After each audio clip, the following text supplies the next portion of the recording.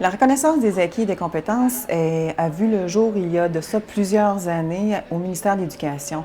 C'est comme une façon de reconnaître les compétences et les acquis des candidats qui sont déjà sur le marché du travail, mais qui souhaitent obtenir une reconnaissance officielle, soit un DEP ou encore un DEC, un diplôme d'études collégiales, ou encore une attestation d'études collégiales, ou encore un diplôme universitaire.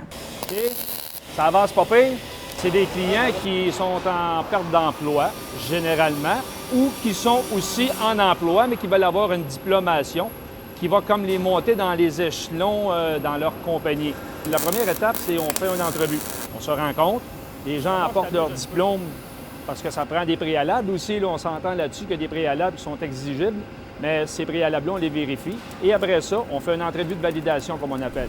Martine Picard, enchantée, suivez-moi. Suite à l'évaluation, soit qu'on accorde un succès ou qu'on indique que le candidat devra suivre une formation qu'on appelle manquante.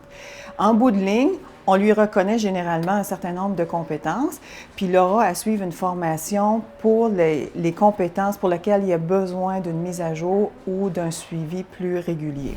Travaillez votre mise en situation que vous allez nous faire en avant avec la bonne puis la très bonne réponse. Pour les modules ou compétences qui manquent, c'est encore une fois très facile pour le candidat ou la candidate, c'est-à-dire qu'il vient au centre de formation s'assurer de venir chercher cette formation-là ou ce bout de formation-là qui manque. Et l'avantage de nos formations en vente conseil, c'est un enseignement très concret, très axé sur la réalité du marché, sur ce qui se passe sur le terrain.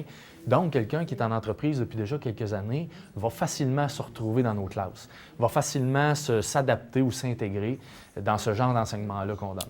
Ces gens-là ont travaillé en entreprise pendant de nombreuses années.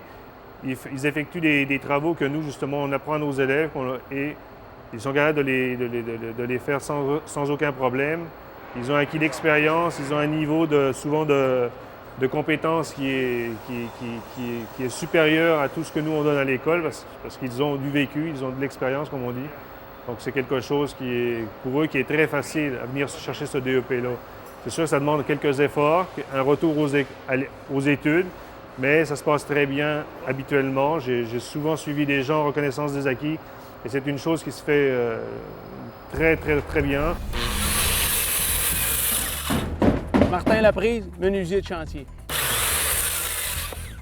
J'ai eu l'opportunité de pouvoir faire mon DEP par reconnaissance des acquis. Et puis, c'est sûr que oui, j'ai embarqué là-dedans à 100% et puis je suis très fier. Ça s'est super bien passé et puis j'ai maintenant mon diplôme et je suis heureux. Moi, dans mon cas, j'ai eu seulement que les examens à passer, les examens de fin de module. Ça s'est très bien déroulé. C'était un examen par soirée, une journée que je suis allé faire complète. Sinon, ça s'est très bien déroulé. Là. Ça a pris, je crois, c'est 9 mois. Et puis, tout était terminé. Là. Pierre-Louis Binette, diplômé suite à la reconnaissance des acquis, charpentier menuisier. On fait les examens là, un après l'autre. Il y en a que c'est une partie qui c'est pratique, l'autre partie qui c'est théorique. Puis on nous encadre là-dedans, on nous donne les volumes, puis on achète les volumes, puis ils nous encadrent là-dedans pour nous préparer à l'examen. Ça a été possible pour moi de m'informer en tout temps si j'avais besoin d'aide ou bien non, si j'avais des questions par rapport au module que j'allais passer. Donc, à ce niveau-là, ça a été très facile parce qu'en tout temps, j'avais une personne ressource en cas de besoin.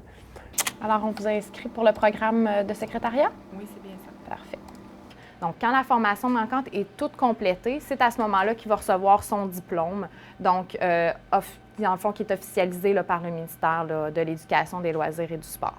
Il reçoit son diplôme et il peut par la suite là, aller se trouver un emploi comme toute autre personne à ce moment-là. À partir du moment où l'expérience est là, puis elle devient assez importante, on parle de quelques années en fait, bien là, c'est le fun de pouvoir officialiser ça, si on veut, par une diplomation. Un diplôme d'études professionnelles, bien, c'est de plus en plus reconnu d'année en année. Les employeurs le reconnaissent de mieux en mieux et de plus en plus. Ce DEP-là est évalué selon les mêmes critères d'évaluation contenus dans le programme de formation au secteur professionnel. Même chose pour le collégial, même chose pour le niveau universitaire. Pour moi, la reconnaissance des acquis m'ont permis d'atteindre un but si on recule d'un an que je ne me doutais pas du tout que je pourrais atteindre. Et puis, j'en suis très fier et très content.